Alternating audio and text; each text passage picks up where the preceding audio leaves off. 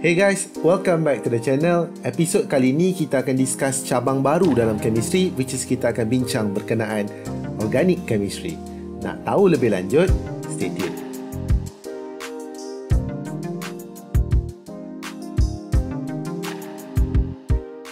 Hai, Assalamualaikum. Welcome back to the channel. As I mentioned earlier, episod kali ini kita akan masuk cabang baru dalam chemistry, which is kita akan bincang berkenaan organic chemistry. For your information, starting from this point sampailah ke video terakhir, kita akan bincang hanyalah berkenaan organic chemistry saja.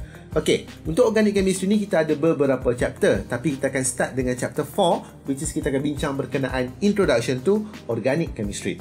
And in this chapter kita ada 4 subtopik.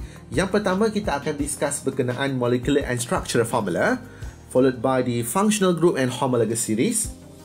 Dan kita akan bincang berkenaan isomerism, and finally kita akan bincang berkenaan reaction of organic compound. For your information, chapter ni tidak akan dinilai dalam peperiksaan akhir, tetapi chapter ni akan dibincangkan sebagai kamu punya assignment. Okay, it is very important for you to really understand this chapter first, sebab kalau kamu punya basic tidak kuat di sini, kamu akan nak menghadapi banyak permasalahan dalam chapter-chapter yang akan datang. Okay, so kita tengok apa aim kita dalam video kali ini. In this video, apa kita punya aim adalah, first kita nak discuss berkenaan structural formula. Dan kita nak bincang berkenaan structural formula tu kita nak tunjuk dalam bentuk expanded, condensed ataupun skeletal form. And finally kita nak classify carbon kita as primary, secondary, tertiary ataupun quaternary. Okay, so kita terus pada benda yang pertama. Apa itu organic chemistry? Organic chemistry ni basically kita study berkenaan structures, properties, composition, reaction or preparation of compound yang ada carbon dalam tu. Basically organic chemistry ni kita akan lebih fokus pada carbon. Okay, apa-apa saja yang ada carbon tu, reaction yang involve carbon, compound yang ada carbon tu kita akan tengok dalam sebagai organic chemistry. Okay, dan ada jugalah elemen-elemen lain yang akan dibincangkan seperti hydrogen, oxygen, nitrogen, halogen. Those things akan bagi efek pada kita punya organic compound. Okay, so tak nak terlalu fokus di sini, kita tengok dulu pada representation in organic chemistry. For your information, dalam organic chemistry ni, kita punya compound tu kita akan represent in certain way. Okay, so before this kamu telah belajar berkenaan molecular formula. Molecular formula dia hanya tunjuk the number of atoms and also number of elements lah. Maksudnya contoh, kalau macam example ni, kita ada C3H6, bermaksud kita tahu ada compound tu ada 3 carbon dan 6 hydrogen. However, di sini dia tidak bagi tahu kat kita macam mana rupa compound tu. So, kita boleh tengok this molecular formula ni, dia boleh represent dengan pelbagai bentuk compound. Contoh, C3H6 ni saya boleh tulis macam ni, sebagai propene. Okay, 3 carbon, alkene, so nama dia propene. Ataupun saya boleh lukis macam ni, cyclopropane. So, this molecular is not representative. So, kita perlukan satu lagi formula yang baru. And this new formula, nama dia adalah structural formula. Structural formula, dia boleh menunjukkan macam mana molekul tu, the arrangement of atom in the molecule. So, structural formula is defined as the formula that shows how the atom in the molecule are bonded to each other. Okay, dalam satu formula tu, macam mana atom-atom tu berhubung. Kalau molecular formula, kita hanya limit pada bilangan saja. So, it is not useful for us. As a scientist, kita memerlukan satu structural formula yang lebih clear, sebab kita boleh tentukan dekat mana reaction tu berlaku, kalau ada reaction apa yang akan jadi. So, those are the things yang kita lebih interested. Okay, so structural formula ni kita ada 3 jenis, iaitu expanded structure, condensed structure and skeletal structure. Kita akan tengok yang pertama, which is expanded structure. Expanded structure ni dia tunjuk every single bond and every single atom. Bermaksud bonding dia jenis apa, antara atom apa dengan atom apa, semua kita nampak dekat sini. Okay, so kalau kita tengok contoh ini, carbon dengan hydrogen, carbon, hydrogen, carbon, carbon, carbon, carbon double bond O, carbon single bond O, O single bond H. Semua kita tunjuk. Dia tunjuk every single atom and every single bond yang ada dalam compound tu. Next one adalah condensed structure. Condensed maksudnya kita dah limitkan, kita dah mampatkan dia sikit. So condensed structure dia tidak akan tunjuk the carbon hydrogen dan juga carbon single bond. And one more thing you have to know is all the atom that bonded to the carbon are written immediately after the carbon. What do I mean by that? Contoh kita ambil propane. So ini adalah the expanded structure of propane. So how do we draw this condensed structure of propane? So kita tidak akan tunjuk, okay, we won't show the carbon hydrogen. So carbon hydrogen single bond tak tunjuk, ni tak tunjuk, ni tak tunjuk, dan juga carbon single bond. So how do we draw it? Dia kata kat sini bahawa every single atom yang bonded to that carbon are written immediately after the atom. Bermaksud kita ambil carbon ni, okay, carbon tu, okay, that carbon, di sebelah dia ada berapa hidrogen? Ada 1, 2, 3. So kita tulis CH3. Okay, selepas tu kita ada, ini bonding ni tak tunjuk. So kita ada C. C dekat this carbon ada 2 hidrogen. So jadi CH2. Dan ini kita ada 3 hidrogen. So jadi CH3. Remember one thing. Carbon ni ibarat seorang lelaki yang boleh kahwin 4. Okay, I know it's quite rude to say this kind of things. But remember, carbon ni dia boleh buat 4 bonding. Maximum 4. Okay, hydrogen tu dia boleh buat 1 saja. Okay, so next. So macam ni lah rupa dia, CH3, CH2, CH3. So ini kita panggil sebagai condensed structure. Bila kita lukis condensed structure, kalau kata compound tu ada double bond atau triple bond, kita boleh tunjuk double bond dan juga triple bond. Contoh macam propane. So ini adalah the expanded structure of propane. So apa kita perlu buat di sini adalah kita condensekan ini. Ini adalah CH3. So ini adalah CH. Ini adalah CH2. Tapi double bond kita boleh tunjuk. So dia akan nampak macam ni. Kita boleh tunjuk double bond tu. Okay. So carbon single bond tak tunjuk. Tapi carbon double bond ataupun carbon triple bond kita akan tunjuk. One more thing about condensed structure is kalau kata compound tu ada branch, cabang, okay, kita akan indicate dia dalam parenthesis. Parenthesis ni actually adalah kurungan. Contoh macam ni. 2-methylpropane. Okay. 2-methylpropane, this is a expanded structure of 2-methylpropane. So kalau kita tulis dia akan jadi, ni adalah CH3. Ni adalah CH. Ni adalah CH3. Ni adalah CH3. Okay. And sebab CH3 yang ni dicabang, kita boleh kurungkan dia. Nampak macam ni. So, yang kuning ni is actually macam itu. Alright, so kita boleh kurungkan dia. Okay, so kalau dia dalam cabang, kita boleh kurungkan dia. Okay, so next one. Okay, kenapa kita kurungkan dia? Kita kurungkan dia sebab dia ada di side dan dia ada banyak atom dekat situ. Tapi kalau dia cuma macam chlorine, kita boleh tidak kurungkan dia. Tak ada masalah di situ. Okay.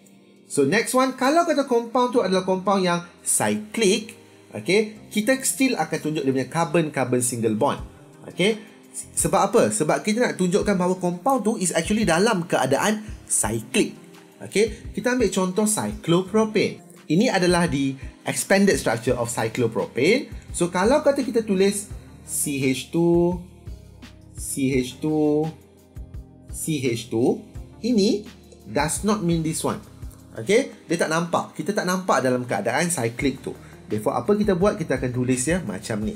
Okay, carbon single bond tu masih lagi kita tunjuk. Okay, this one masih lagi kita retain. Sebab apa? Kita nak tunjuk bahawa dia dalam keadaan cyclic. Okay, tapi yang carbon hydrogen single bond tidak ditunjuk sebab dia adalah substituent kat luar. Next one, kita akan tengok the first example. Example 1, dia minta kita draw the condensed structure for ethanol. So, macam mana nak buat? Senang saja ni.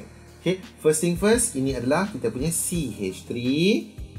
Okay, dan kita ada C. Yang ini, double bond O boleh tunjuk. Double bond O, tapi ini ada H di sini. Okay, tidak ada masalah. Ataupun you boleh juga buat macam ni, CH3 C kurungan OH. Itu pun boleh juga.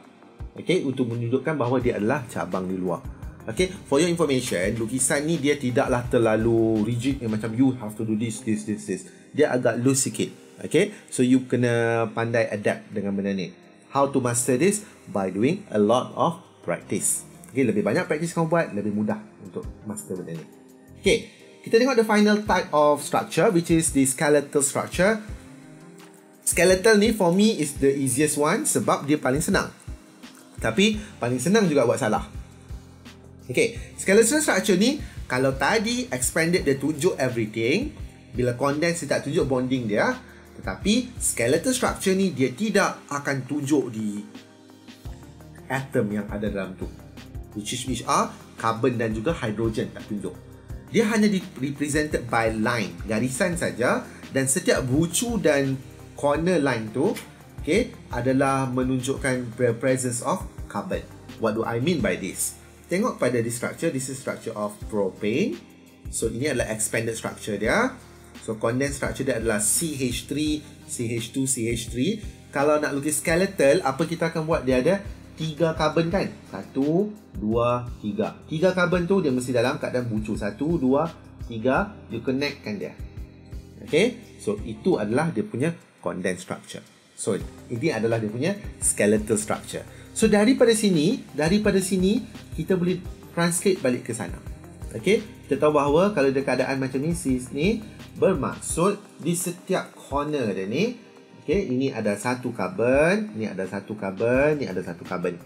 Dia ada 3 carbon di situ. So inilah dia single bond, and then baru you boleh lengkapkan dia punya hydrogen. Remember, carbon buat 3 bonding, carbon buat 4 bonding, hydrogen buat 1 bonding. Okay, so it is important for you to know yang mana di setiap bucu tu dan penghujung line tu indicate carbon. Okay, kenapa saya tak lukis dia lurus? 1, 2, 3. Kalau saya lukis dia lurus, saya kekurangan 1 carbon sebab tak nampak bucu yang lain 1 tu. Boleh tak kamu lukis macam ni? 1, 2, 3. Boleh, tidak ada masalah. Asalkan dia ada 3 bucu tu. Boleh tak buat macam ni? 1, 2, 3. Boleh, masih lagi betul. Tidak ada masalah di situ. As long as dia ada 3 bucu dan setiap bucu tu represent carbon. Okay. Okay, untuk example tu kita diminta untuk melengkapkan muka kotak ni.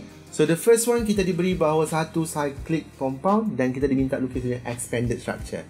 So expanded dia ada 6. So 1, 2, 3, 4, 5, 6. Dan setiap carbon ada 2 hydrogen. 1, 2.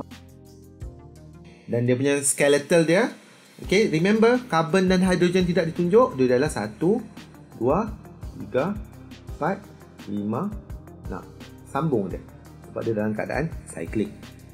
Okay, yang berikutnya CH3, CHBr, CH3. So ini boleh jadi CH3, CH, Br, you boleh nak kurung, you boleh tak kurung. Kita kurung dulu Br dan CH3. So bila lukis dia punya skeletal, so dia ada 3 carbon. So dia akan jadi 1, 2, 3. Dan pada carbon kedua dia ada bromin.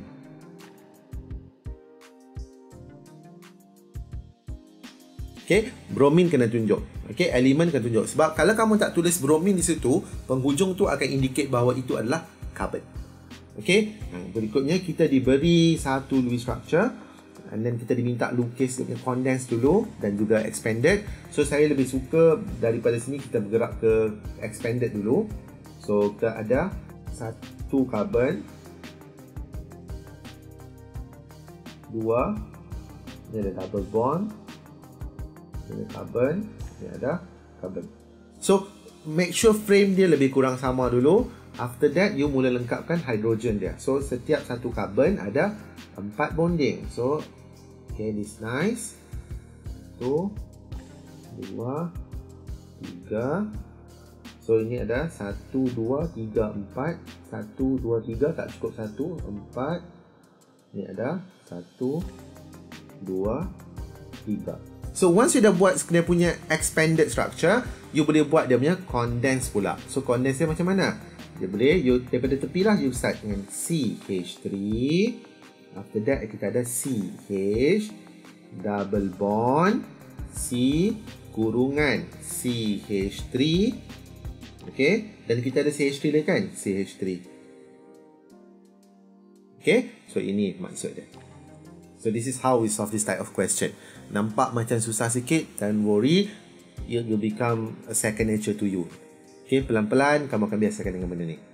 Teruskan dengan next part. But sebelum kita proceed to the next part, what you have to know here is, okay, kalau kita sepanjang kita belajar ni, mula-mula memang kita belajar ada condensed, ada skeletal, ada expanded. Tapi bila kita dah mula makin lama jauh, bila kita buat mekanisme ke apa semua nanti tu, kita tend untuk campurkan. Contoh macam ni. Ini kita campurkan antara expanded, ini adalah bahagian expanded kita, tapi ini adalah bahagian condensed kita. Kita boleh campurkan benda tu. So tidak ada masalah dekat sini. Okay. However, kamu perlu tahu satu benda. Kalau kata soalan exam tu minta tulis dalam skeletal, contoh, kalau kamu buat dalam campur ataupun dalam bentuk condensed ataupun expanded, dia akan jadi salah. Senata kerana kamu tidak menjawab persoalan itu. Okay. So ada satu extra dekat sini saya masukkan, which is 3D representation in organic chemistry. Untuk maklumat kamu, organic compound dalam kita punya reaction ni is actually dia kita sebagai stereo specific. Stereo bermaksud dia sangat pentingkan pada susunan dia tu. Atas, bawah, depan, belakang, tu sangat penting. Okay? Dan ini kita akan tengok dengan lebih mendalam dalam SN2 nanti. Okay? So kita tidak akan touch dia terlalu banyak. Hanya dalam satu subtopik je kita akan touch. Tapi saya akan introduce dia juga dekat sini. Kalau kamu remember dash and wedges, okay, ambil contoh bromoethane ni, okay, kita boleh lukis dia macam ni ataupun macam ni. Okay, so kalau kamu tengok dekat sini bahawa kita punya susunan dia tu kita tak kisah for now lah. Okay, yang mana yang ini, yang putus-putus ni is actually represent yang bonding pergi ke belakang plane. Okay, dalam chapter 4, subtopic 4.2, semester 1, kita ada bincang pasal benda ni. Toward the plane, behind the plane. So, boleh tengok balik video tu. Okay, so ini, yang ni, wedges ni adalah yang ke depan. Kita akan guna ni dalam satu mekanisme, dan you have to know lah how to draw this. Tapi, kalau tak faham sekarang, don't worry, it will take time for you to master it. Okay, kita masuk ke bahagian yang senang sikit, iaitu classification of carbon. Okay, what you have to know is organic compound, carbon-carbon itu kita boleh classify. Dan classification of carbon, kita boleh classify dia sebagai primary, secondary, tertiary ataupun quaternary. However, you have to know one thing. The classification of carbon is specific for sp3 hybrid carbon. Okay, maksudnya carbon tu dia buat 4 single bond. Kalau dia buat double bond ataupun triple bond, tidak boleh di-classify. And the classification of carbon ni is actually depend on the number of carbon atom attached to the carbon. Okay, tak clear kan? Kita tengok dulu macam mana kita classify primary carbon. To classify primary carbon adalah carbon yang bonded to another carbon. Okay, so contoh macam ni.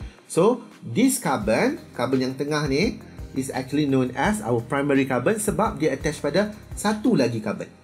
Okay, so dia adalah primary carbon. Okay, kalau ini pula secondary carbon.